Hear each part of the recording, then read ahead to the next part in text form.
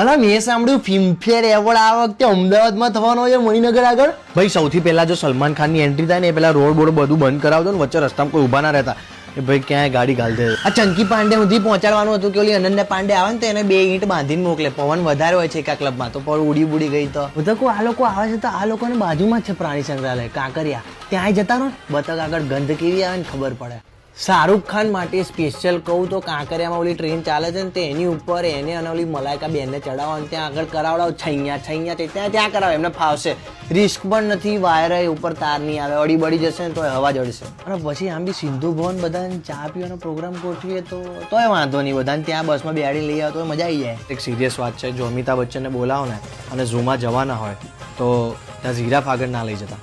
એ બિચારું પછી રડશે યાર હું નાનો પડું અમિતાભ બચ્ચન આનો. અને હા અક્ષય કુમાર આવવાનો હોય ને તો પહેલા કહેજો ભાઈ ગાર્ડન બંધ કરાવી દેવું પડશે એ બાજુનું કારણ કે આ તો ગુલાટો મારીને ત્યાં જ રહેશે.